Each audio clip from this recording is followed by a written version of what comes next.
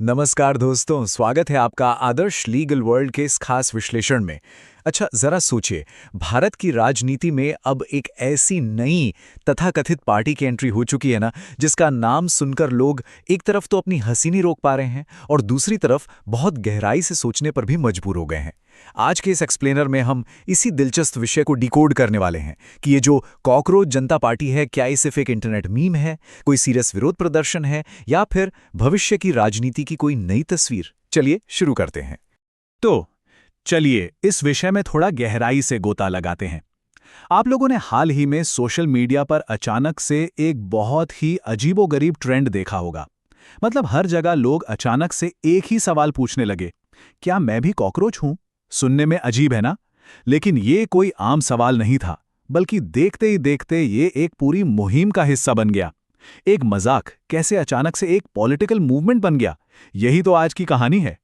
और पता है, ये बात अब सिर्फ कुछ लोगों के मजाक तक ही सीमित नहीं रही। बिल्कुल नहीं। देखते ही देखते हजारों लोग इस ट्रेंड से जुड़ते चले गए। मतलब एक साधारण से इंटरनेट मीम जिसे शायद एक दो दिन में खत्म हो जाना चाहिए था, वो अचानक से एक इतने विशाल, इतने बड़े डिजिटल पॉलिटिकल मूवमेंट में बदल गया।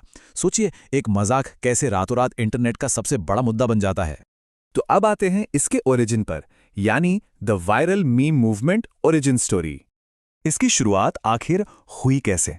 ये तब शुरू हुआ जब बेरोजगार युवाओं पर एक विवादित टिप्पणी की गई और वो कमेंट इंटरनेट पर सचमुच आग की तरह वायरल हो गया। अब इसके जवाब में इंटरनेट पर युवाओं का जो गुस्सा था ना, वो मीम्स के रूप में एकदम से फूट पड़ा। और इसी गुस्से और मीम कल्चर के बीच से जन्म हुआ इस कॉकरोच जनता पार्टी का। मतलब युवाओं ने उस अपमान को, उस इंसल्ट को ही अपनी पहचान बना लिया। है ना कमाल की बात? आगे बढ़ते हैं और बात करते हैं इसके ओरिजिन एंड द आर्किटेक्ट की, यानी वो दिमाग जो इसके पीछे है। ये हैं अभिजीत दिपके, जिन्हें इस पार्टी का संस्थापक या फाउंडर माना जा रहा है। अब ध्यान देने वाली बात यह है कि ये कोई आम इंटरनेट यूजर नहीं है, बिल्कुल नहीं।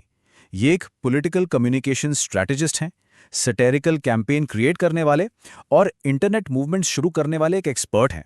इसका सीधा सा मतलब ये हुआ कि ये जो भी हुआ वो कोई अचानक से घटी घटना नहीं थी, बल्कि एक कम्युनिकेशन एक्सपर्ट द्वारा बनाई गई बहुत ही सोची समझी रणनीति थी। और ये बात इस कोट से बिल्कुल साफ हो जाती है। दिपके का साफ तौर पर कहना था, अगर सिस्टम हमें गंभीरता से नहीं लेता है तो हम सिस्टम को ही एक मीम बना देंगे। ये सोच, ये लाइन ही इस पूरे डिजिटल आंदोलन की असली नींव है। ये साबित करता है कि ये सिर्फ एक चुटकुला या जोक नहीं है, बल्कि सिस्टम के खिलाफ एक बिल्कुल नया और अनोखा डिजिटल प्रोटेस्ट है। अब एक बड़ा सवाल ये उठता है कि आखिर ये इतना वायरल क्यों हुआ?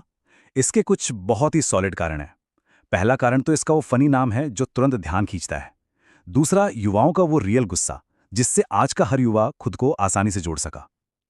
तीसरा है हमारा इंटरनेट का मीम कल्चर। और चौथा, एंटी सिस्टम वाइब्स, यानी व्यवस्था के खिलाफ उठने वाली आवाजें।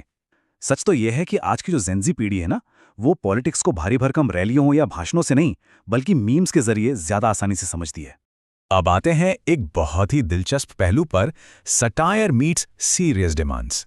देखिए, नाम भले ही आपको बहुत मजाकिया लग रहा हो, लेकिन अगर आप इनके मैनिफेस्टो को देखेंगे तो जो मुद्दे ये उठा रहे हैं वो बेहद गंभीर हैं।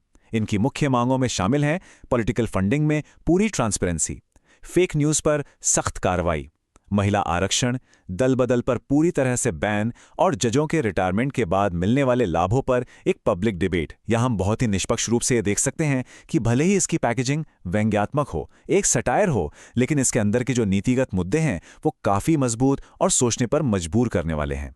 अब इंटरनेट पर इसे लेकर लोगों का क्या रिएक्शन है, ये भी काफ़ी बटा हुआ है। एक तरफ वो लोग हैं जो इसे सीधा क्रांति का समर्थन करने वाला और युवाओं की आवाज़ मान रहे हैं। दूसरी तरफ ऐसे लोग भी हैं जो इसे महज एक मीम पॉलिटिक्स मानकर इग्नोर कर रहे हैं।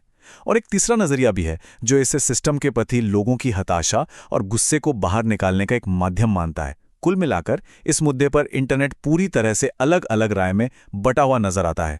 चलिए अब बात करते हैं इसकी लीगल रियलिटी एंड फ्यूचर के बारे में। तो सबसे अहम बात जो हमें समझनी होगी वो है डिजिटल और कानूनी सच्चाई के बीच का बड़ा अंतर।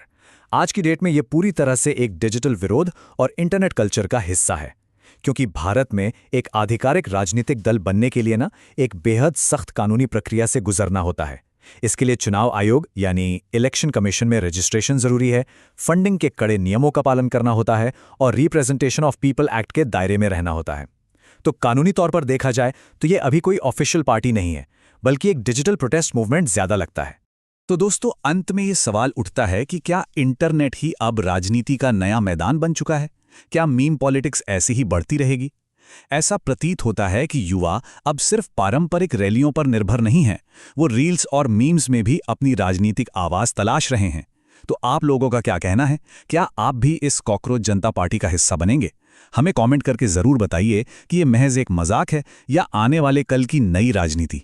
इस चर्चा में हमारे साथ जुड़ने के लिए बहुत बहुत धन्यवाद।